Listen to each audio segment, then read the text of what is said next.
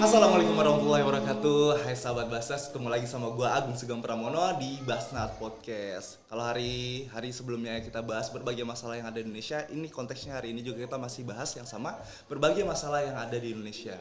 Kalau hari ini kita masih merasakan kelaparan, teknologi sangatlah memberikan kemewahan bagi kita sehingga kita bisa mendapatkan makanan dengan begitu mudahnya. Namun bagaimana jika dengan orang-orang miskin di sekitar kita? Bagaimana teknologi bisa bermanfaat bagi mereka juga, mencakup, merangkul mereka, memenuhi kebutuhan mereka.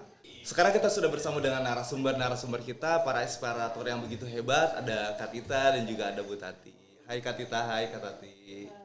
Hai. Ini kita akan membahas ya mengenai isu yang tadi saya sampaikan mengenai kelaparan, kemiskinan, dan bagaimana teknologi mampu bermanfaat bagi orang-orang miskin. Ini sekarang Basnas kan sudah banyak program ya, ketika Kak Tati ya.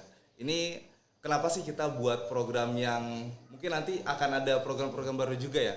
Kenapa sih kita membuat program dan bagaimana kita membuat program yang bisa menyentuh orang-orang miskin dengan memanfaatkan teknologi saat ini? Gimana? Dari mungkin Bu Tati dulu.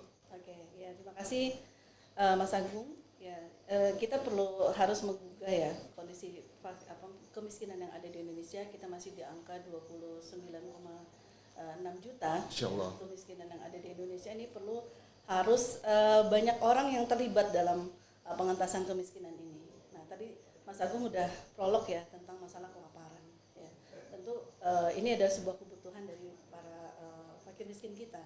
Nah, di data yang lain, bisnis kemarin setelah pandemi ya, bisnis kuliner ini adalah bisnis yang angka masih terus sustain ya, di angka 55% ini bisnis kuliner masih bertahan gitu. Bahkan ini menjadi sebuah usaha yang menjanjikan ketika pandemi.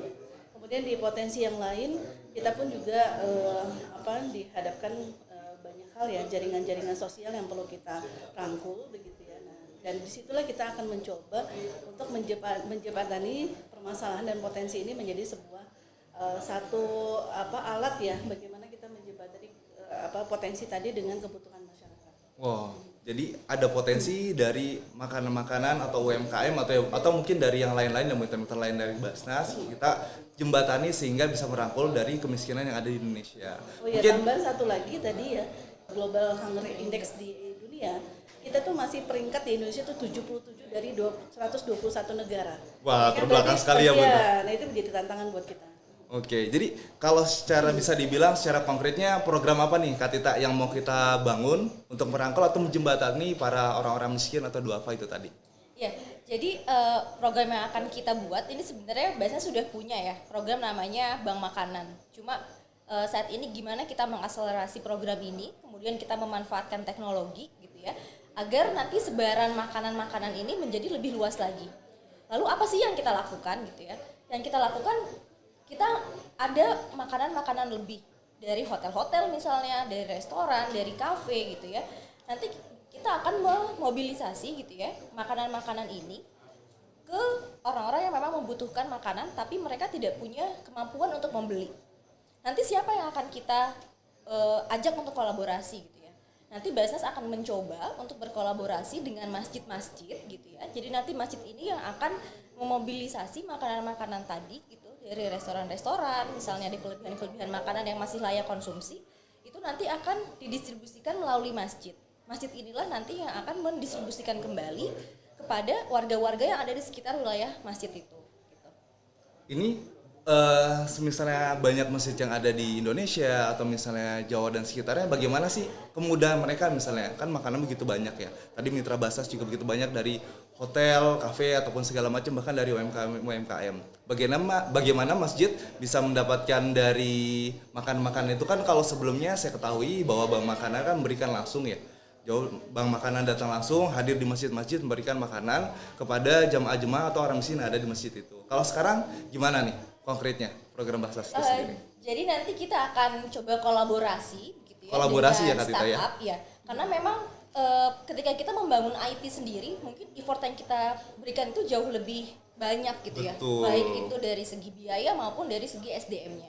Makanya sekarang kita mencoba untuk berkolaborasi sehingga nanti programnya ini bisa berjalan dengan lebih mudah begitu ya, karena kita bisa berkolaborasi dan secara biaya juga itu mungkin menjadi lebih rendah juga gitu untuk Basnasnya sendiri. Jadi nanti kita mencoba untuk berkolaborasi dengan salah satu startup yang memang mereka fokusnya juga sama gitu ya untuk mendistribusikan makanan-makanan berlebih ini gitu. Nah, nanti bagaimana sistemnya? Jadi nanti dalam aplikasi ini kita akan mengundang masjid-masjid yang nanti itu akan mendaftar melalui aplikasi tersebut. Nah, nanti Basnas di sini akan menjadi verifikator. Apakah masjid ini layak untuk menjadi mitra kita gitu ya. Jadi nanti melalui aplikasi ini masjid akan mendaftar, ketuanya siapa nanti, kemudian menentukan juga kalau di Maps itu nanti kita akan ada pinpointnya dia di mana gitu ya, dan itu akan mempermudah untuk penyebaran atau menyalurkan makanan ini gitu. Itu verifikasinya gimana Kak Tita? Apakah datang langsung atau startup berarti aplikasi ya Kak Tita ya? Iya, jadi nanti akan via aplikasi itu. Jadi masjid akan memasukkan data-datanya via aplikasi dan juga nanti Basnas akan melakukan verifikasi juga sama via aplikasi gitu. Mungkin tambahannya ini ya, jadi bukan hanya sekedar kita menjembatani kelebihan makanan gitu ya, ataupun makan yang sudah mau mendekati expired gitu ataupun hal yang lain, kita juga menjadi menjembatani untuk sebuah lembaga atau orang lain yang ingin membantu makin miskin melalui makanan atau perbaikan pangan gitu ya. Oh, jadi misalnya ada orang-orang yang mampu memberikan makan bagi orang-orang miskin, mereka tinggal buka aplikasi seperti Ya, itu. Betul. Jadi nanti memang arahnya kita inginnya aplikasi ini menjadi semacam marketplace gitu ya. Kalau selama ini kita marketplace itu untuk membeli barang, tapi di sini nanti akan banyak orang yang ingin menyumbang. Kemudian nanti atau tadi memanfaatkan makanan-makanan berlebih atau orang yang akan menyumbang menjadi satu marketplace. Nanti siapa yang menggunakan ini adalah masjid-masjid tadi. Jadi masjid-masjid ini bisa memilih yang mana gitu ya, makanan mana yang mereka butuhkan sebenarnya untuk wilayah-wilayah sekitar mereka, dan nanti akan masuk via aplikasi ini. Kita akan memberikan semacam kode voucher begitu untuk masjid-masjid ini, sehingga nanti masjid ini bisa mengambil makanan-makanan ini secara gratis dan kemudian menyalurkan kepada yang membutuhkan. Gratis dan memilih, keren banget sih. Makanan ataupun sembako-sembako yang bisa diolah gitu ya.